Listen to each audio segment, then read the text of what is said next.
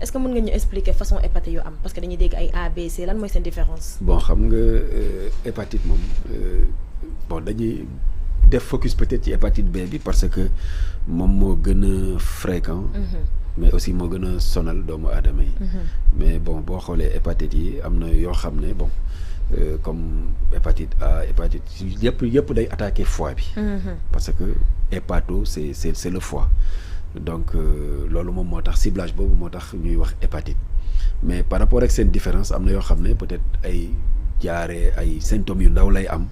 mais dafa toutes les hépatites sont mortelles yëpp mën na rey doomu aadama mais ci niveau de dangerosité bi fa la ñu utee ba hépatite B bi nekk maladie boo xam ne am na ñaari cas aigu ak cas chronique cas aigu bi mun na nekk loo xam ne day gaaw a wér mais cas chronique bi mooy nekk li nga xam ne day nekk ci longue durée mun na nekk nag ci nit ki asymptomatique maanaam nit ki du ko xam mun na ko yor 10 20 30 ba 50 ans du xam ne tant que defaluñ ko analyse du ñu xam ne kii mu ngi ak parce que virus moo koy causé te quand on parle d'hépatite aussi il faut rappeler que ni inflammation la ci foie bi da koy gonfler. maanaam foie bi lay attaqué directement. foie bi lay attaqué virus la boo xam ne day mën nañu wax day dem loger ci foie bi bien que nag dina am dissémination dugg ci yaram bi.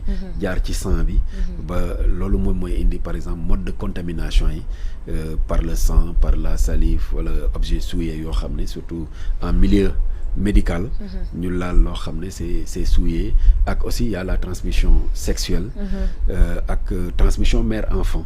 yooyu yëpp aussi day am mais parce que en fait virus bi day jaar ci yaram bi ak via le sang circulation sanguine bi mais côté foie bi xam nga li ñu naan foie moom res ci olof mooy li ñuy wax usine énergétique ci doomu aadama mi ngi mel ne tey oto boo dindi moteur bi du daw nit moo dindi foie am c'est fini parce que li ngay lekk yëpp fa lay jaar fa lay resale mais fa lay defee aussi répartition wu vitamines yi oligo-éléments yi comme les fer et autres micro-éléments yi pour que li sa yaram soxla lépp loo xam ne fu nekk fa la war a dem mu yóbbu ko fa mais également réserve yi réserve énergétique à travers glucose beeg yooyu lépp ci foie bi la donc machine boobu noonu su fekkee ne dafa am cette infection via l'hépatite comme ni ma wax mun na nekk lu silencieux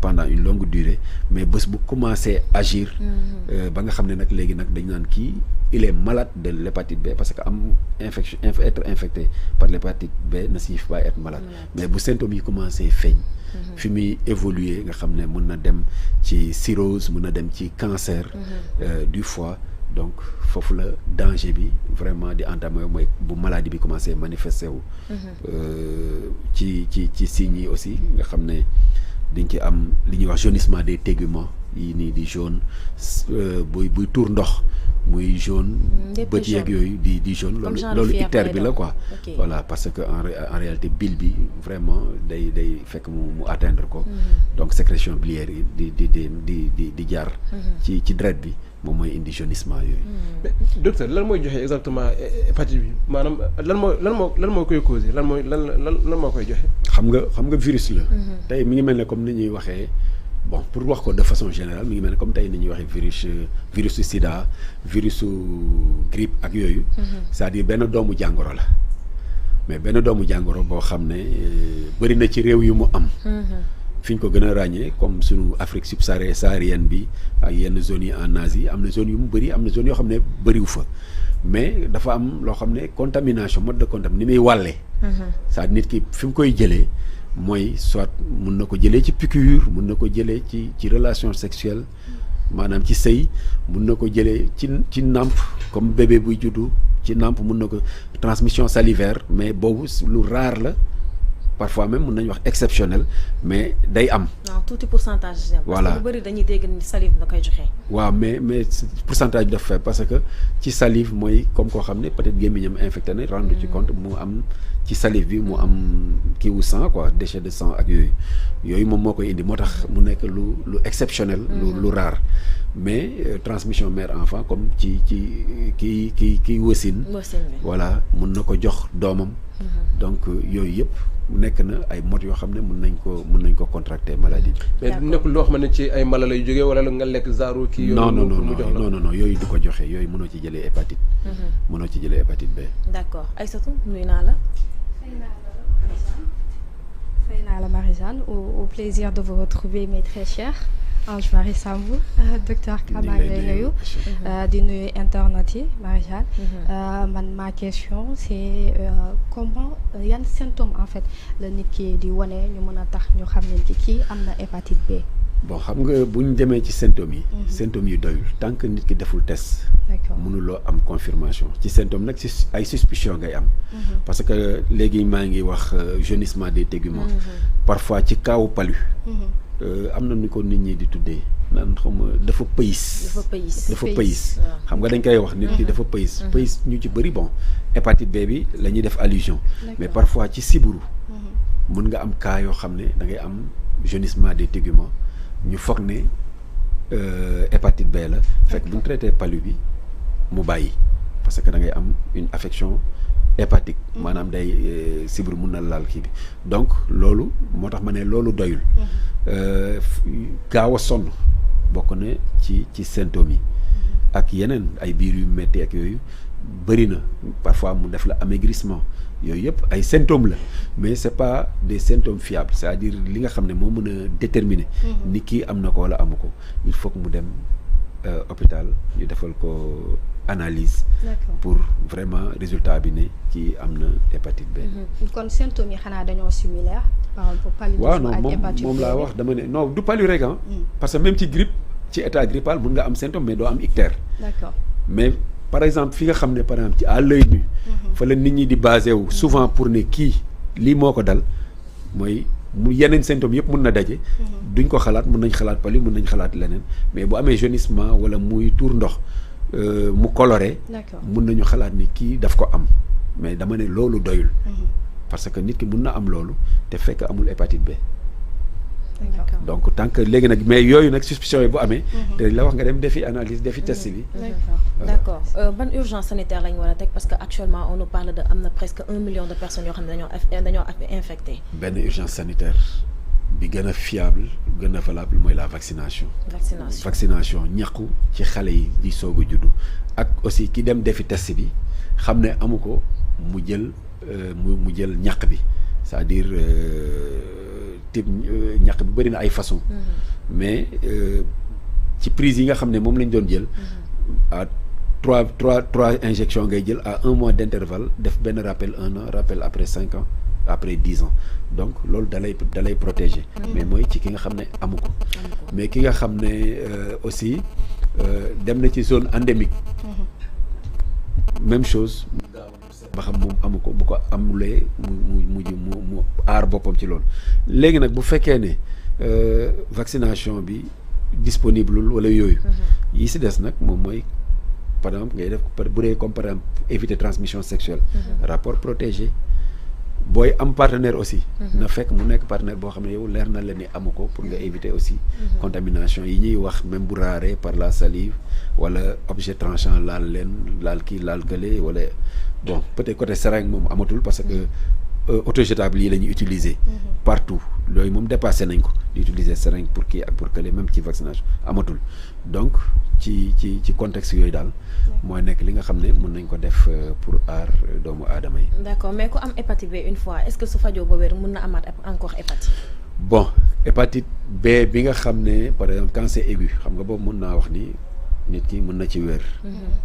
mais san protégé wu ko définitivement pour mu am ko mais nag bu dee chronique bi moom gisaguñ ci ku wér li ngay def rek mooy jël matuwaay yi nga xam ne da nga ci am sa conseil yu médecin spécialiste bi ci sa côté alimentation say côté activité li nga xam ne moom moo lay protéger nga éviter par exemple di lekk lu gras ak ñi nga xam ne ñoom laa gën a yàpp mooy ñi ñuy wax tradipraticien nga xam ne boo demee ñu jël xob bi ñax bi jaxase sa foie du ko àttan lépp loo xam ne day sonal sa res rek da nga ko war a éviter di dem ci traitement médecin bi bu xamul ni kii dafa am hépatite nga nekk ci benn traitement boo xam ne dañu boole garab yu bëri mun na sonal foie bi moo tax li gën mooy nit ki très tôt mu xam ko jël ay matuwaayam wala boog amu ko mu def prévention bi.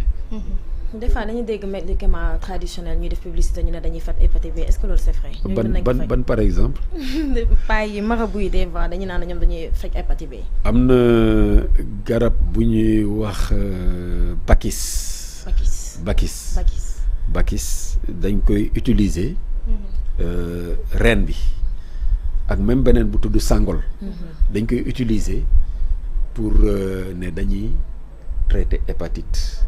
am na ñuy wax ni boo jëlee papaay bu ñorul sama mbokk joolaay toggaale ko ak boole ko ak ginaar togg ko kii bi nga ci am ñeex bi nga ciy am ñu ne dañ koy fajee hépatite mais en réalité yooyu ictère bi mooy bu amee jaunissement ci foofu lay agir et ça n'a rien à voir avec le virus bi moom atteindre ko pour rey ko loolu moom mooy li jafe te mooy li nekkagul jusqu'à aujourd'hui amaguñu benn découverte scientifique bu wane ni nit def na traitement hépatite B ba wér.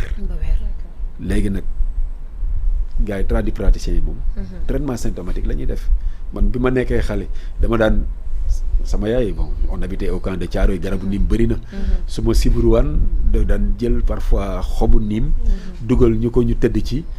mais bi ma demee ba xam j'ai compris que xobu niim dafay dindi fièvre bi. mais bu dindee fièvre.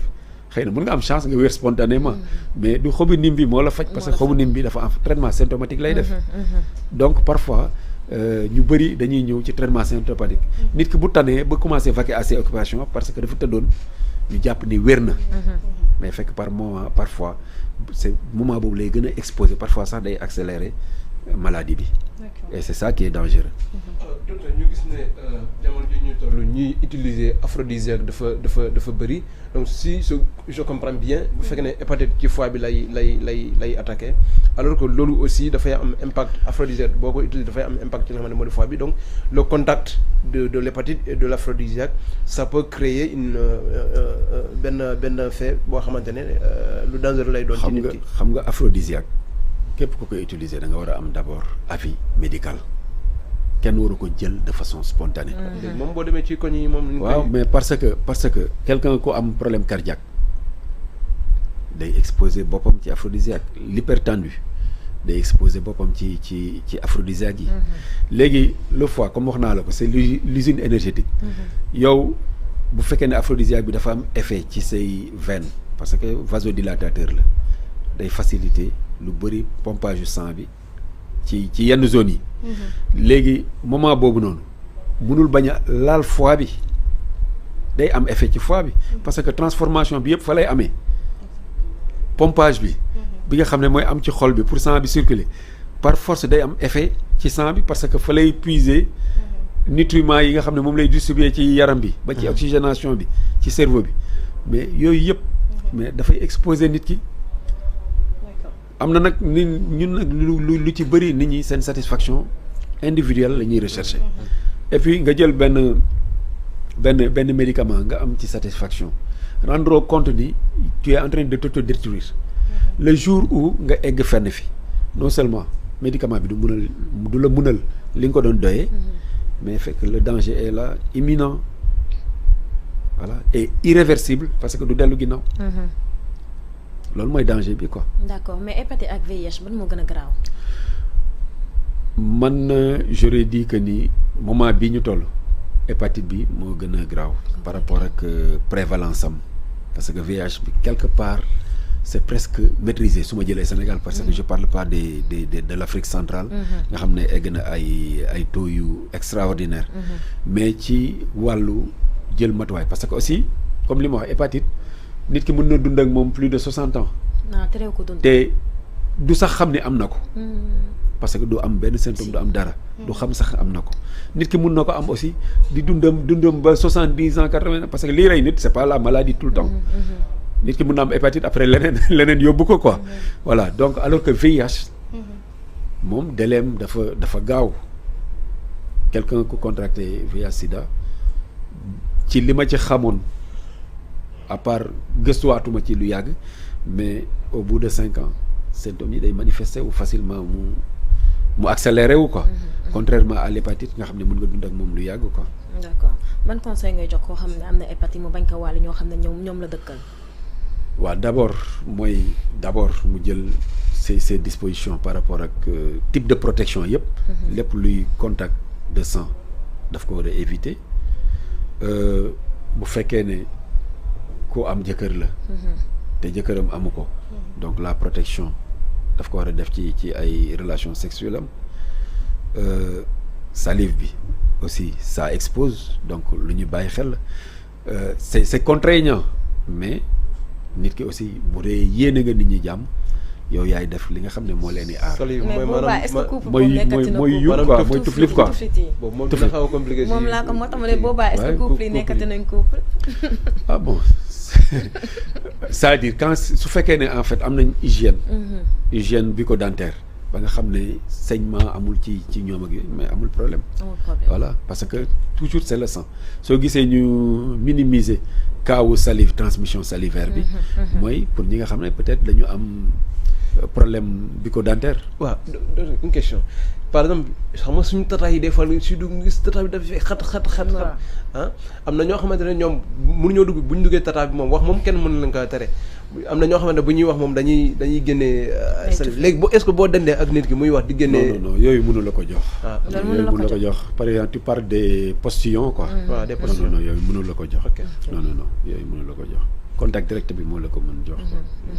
dañuy dégg tam ay utiliser la maanaam ñooñu di wàcc ci mbedd yi te xam dañuy xoos seen tànk yi est-ce que ñooñu noonu su ko defaree ke ay satu par exemple mu ñoo defal ma ko. boobu risque la non boobu risque la mooy comme li ma wax rek en milieu médical. par exemple instruments yoo xam ne non protégés ñu utiliser ko pour différentes personnes c'est pareil coiffeur bi c'est pareil pour aussi ñii di def mooy pédicure manucure ngay wax c'est ça voilà c'est pareil aussi. y a un risque.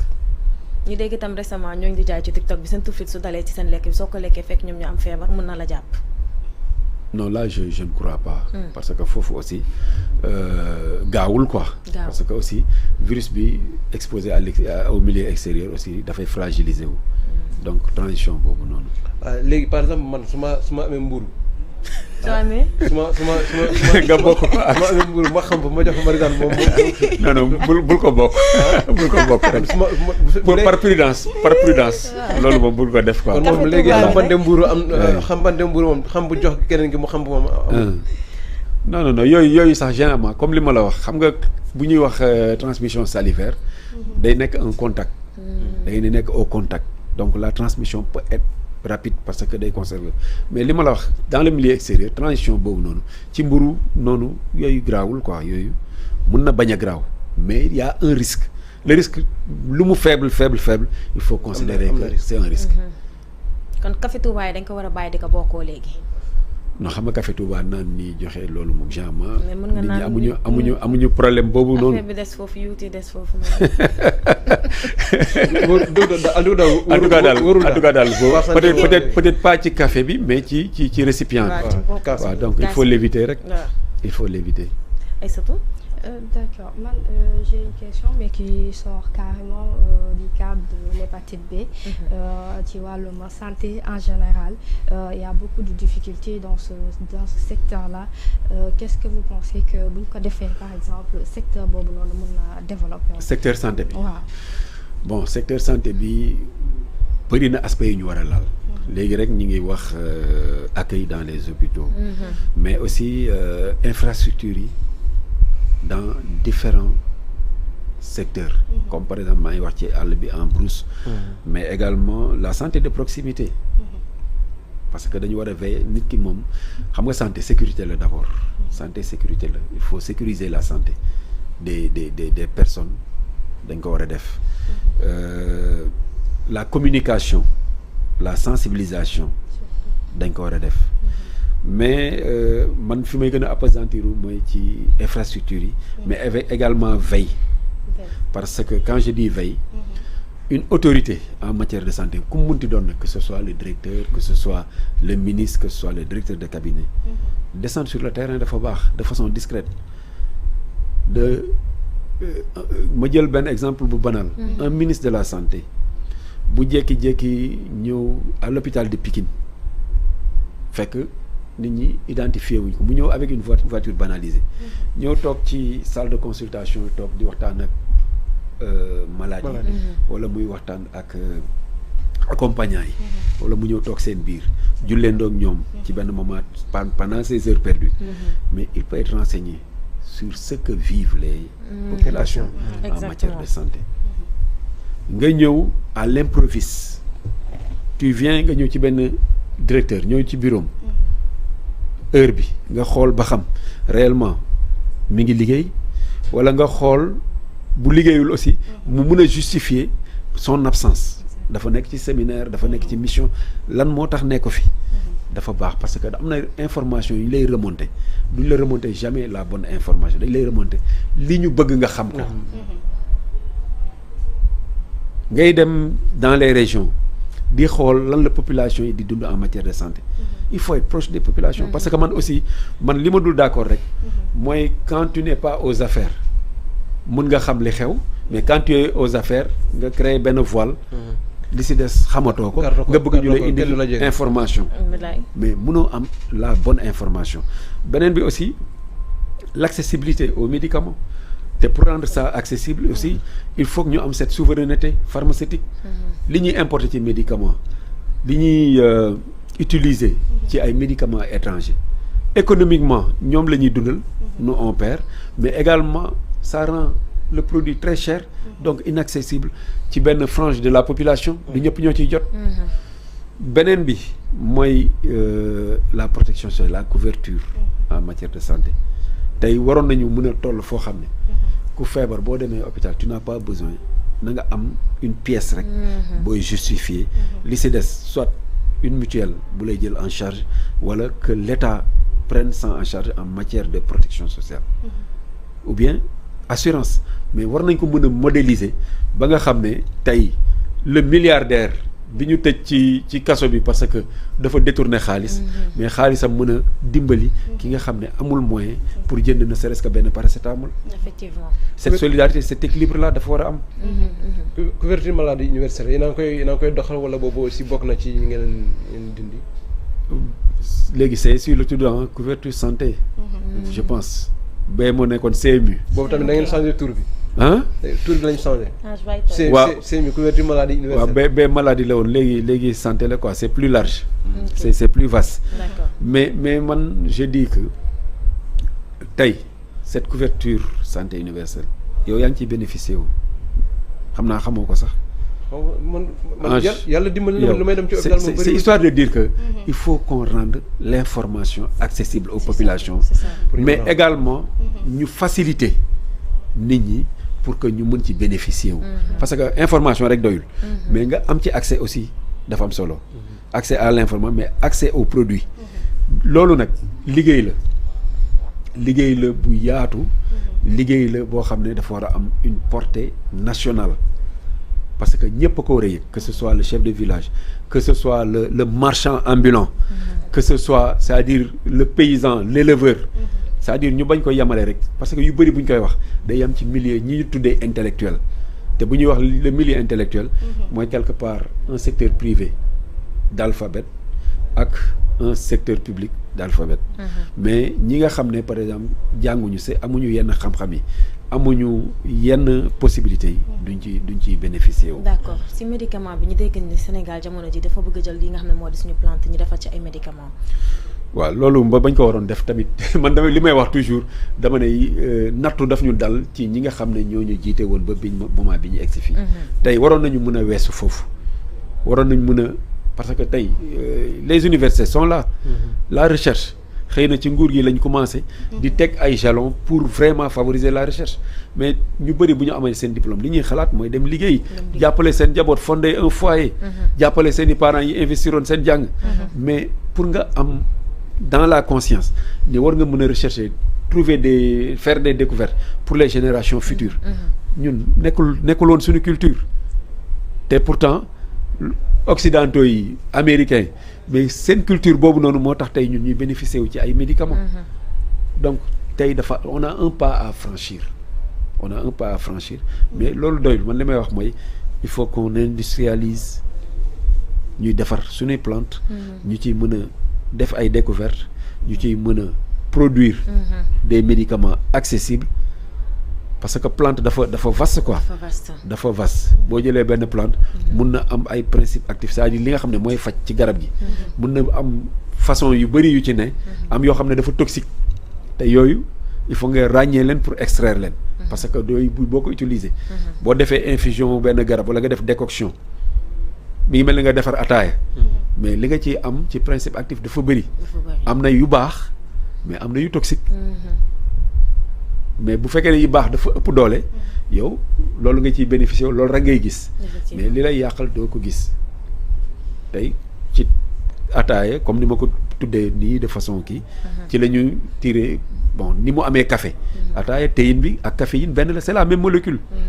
ñu bëri ñun ñuy jàng sax parce que dañ koy fàtte parfois parce que tellement cours yi dafa métti mais molécule bu ataaya bi tudd théine ak bu caféine boo koy yóbbuwee ci laboratoire bi c'est la même molécule amul benn différence donc théine égale caféine su ma koy wax xam naa ñuy seetaan seen internautes yi nekk ci milieu pharmaceutique dañoo xam c'est du 1,3,7 triméthylxanthine dérivé xanthinique la donc c'est la même chose mais nekkul loo xam ne ñu bëri mën nañ ko xam di nga gis tey man damay gis ñu ne diw tel moytul ataaya ndax théine bi alors que ñu ngi koy bàyyi muy naan café c'est parce que peut-être ki ko koy wax amul maîtrise scientifique ci loolu moo tax mbir mi dafa large quoi mais il faut que toutes ces matières grises yi fi ne mais ñu potentialiser leen pour mu am njëriñ duñ ko yemale nag ci santé day nekk ci yeneen i branches d'autres branches scientifiques d'autres secteurs pour que vraiment sénégalais yëpp bénéficier mais Afrique sax bénéficier wu ci parce que xam-xam bu rëy mi ngi fi loo xam ne mun na faire éclore pas mal de choses. D'accord.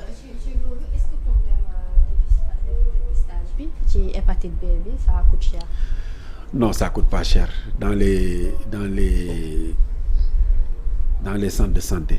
waxuma sax dans les hôpitaux dans les centres de santé la plupart des centres de santé boo fa demee di nga mën a def dépistage ça coûte pas du tout cher.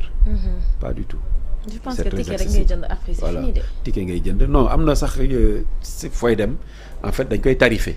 dañ koy tarifé par rapport ak benn grille ci ay analyses yoo war a def mais c'est accessible. Je pense que ça mérite une communication pour que population bi mën a xam parce que ñu bëri dañoo jàpp ne dafa cher. moo tax it duñ dem. non mais effectivement nécessité na communication. mais man toujours li may déplorer rek mooy damay wax ni loolu bu ñu ko waree def yàgg na quoi parce que yoo xam ne xam nañ ko depuis plus d'une vingtaine d'années. maîtriser nañ ko depuis plus d'une vingtaine d'années man toujours je me demande nos différents